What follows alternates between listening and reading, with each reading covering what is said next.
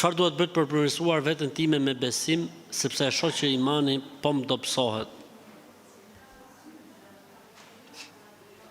Në momentin që njeriu kupton që imani po I dobësohet, kjo është shenjë e mirë.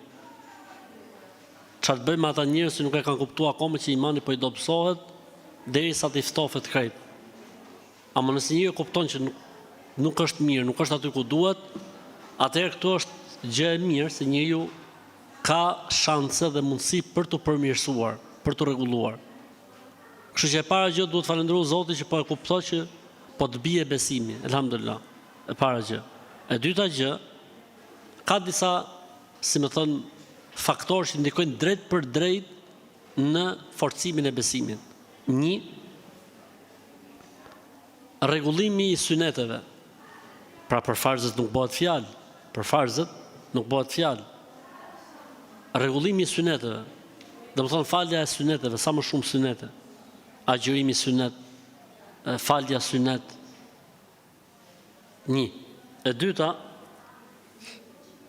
leximi I Kur'anit. Pasha Allahun, qofse personi merr abdes dhe merr lexo 5 faqe nga Kur'ani, ai do ta ndjejë si imani I tij do të ngrihet automatikisht. Sepse Zoti thotë në Kur'an, kur I lexohen fjalët e Zotit, ju shtohet besimi. Është Kur'an, s'ka diskutim. E treta, tawbia, pendimi. Sepse zakonisht imani bie për shkak të kujt? Ose të neglizhencës, ose të gjunaheve. Neglizhenca si zgjidhet?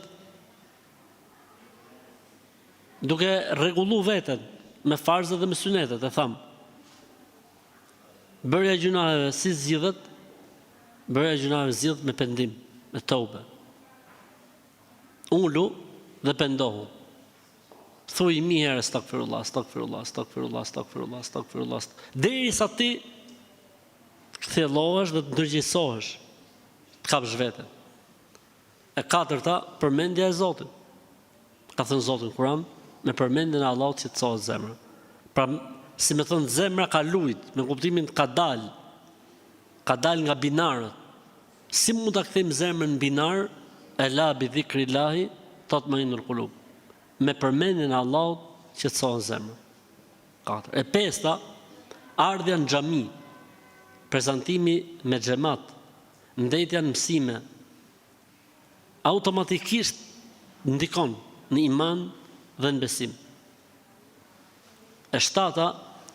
Largohu nga shoqëria që të largon ose ta ftof besimin dhe imanin. Largohu nga shoqëria e keqe.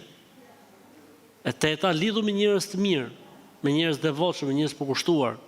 Edhe pse është e vështirë, ndoshta dhe nefsi nuk e ka fort me qejf që të rish me këta njerëz. Nefsi do gallatët, nefsi do të bësh çfarë dush vete, shokët e mirë tonë vëlla, po çfarë bën haram, pse e bën, si e bën. Në thonjë za të bezdisin. Këta të bezdisin me të thënë, okay.